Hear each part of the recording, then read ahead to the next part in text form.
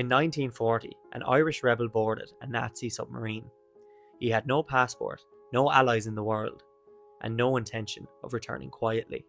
His name was Seán Russell, and he died under mysterious circumstances. Was he a patriot, a pawn, or something far darker? Born in Dublin, 1893, Seán Russell was a product of rebellion. He joined the Irish Volunteers in 1913 and took part in the 1916 Easter Rising against British rule. He rose through the ranks of the Irish Republican Army during the War of Independence and the Civil War. By the late 1930s, he became one of the most powerful figures in Irish republicanism, Chief Staff of the IRA.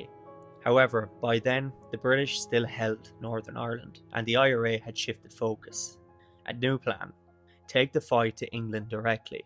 That campaign would lead Russell to make the most fateful and controversial decision of his life.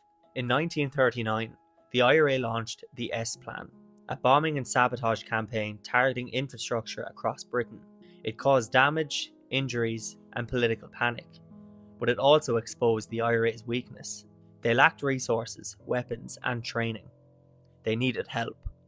And at this time, Britain was now at war with Nazi Germany. Some in the IRA saw opportunity. The thinking was simple: the enemy of my enemy is my friend. In May 1940, Seán Russell arrived in Berlin under the protection of the Abwehr, Hitler's military intelligence service. There, he received training in explosives and sabotage. Russell's goal was to secure German support for a renewed uprising in Ireland. In return, he offered Nazi Germany something valuable: instability on the British Isles, and the possibility of a second front in Ireland. But how far was he willing to go? What Russell believed and what he actually said to Nazi officials is unknown. He left behind no diary, no written record, but some accounts suggest he refused to participate in Nazi propaganda broadcasts, indicating he wasn't ideologically aligned with them, and others claim he was ready to cooperate in full. On the 9th of August 1940, Russell boarded the U-65, a German submarine bound for Ireland. His mission: return home and lead the new wave of IRA attacks on the British forces, this time with German arms and explosives. But just days into the journey, Seán Russell suddenly fell ill. According to official story, he collapsed from a burst stomach ulcer. There was no doctor on board. He died in agony and was buried at sea, wrapped in a Nazi flag. And just like that, one of Ireland's most radical revolutionaries vanished beneath the Atlantic. The details surrounding Russell's death have been debated ever since. Some believe he died naturally, but others suggest he was murdered. One theory holds that the Nazis just didn't trust him. Perhaps they saw him as unreliable, or feared he'd betray them once he was back in Ireland.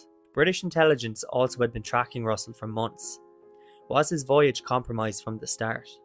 In 1951, a statue of Seán Russell was erected in Fairview Park, Dublin, funded by the Irish Republicans. But it has become one of the most controversial monuments in the country. Critics have repeatedly defaced it, spraying it with swastikas, smashing it, demanding its removal.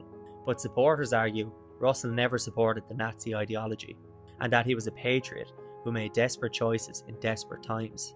Ireland remained officially neutral during World War II, but neutrality didn't mean isolation. The Irish government quietly passed weather information to the Allies, detained both Nazi and Allied pilots who landed on Irish soil. Seán Russell's mission was one of many shadows during Ireland's wartime, between independence, survival, and the great powers battling around it. Was he a freedom fighter who used a monstrous regime for an Irish cause, or just a man who was so blinded by his hatred for Britain that he embraced fascism? History rarely gives us clear answers, only more questions. Seán Russell died in silence, his story part rebel, part ghost, which still haunts Ireland's past today.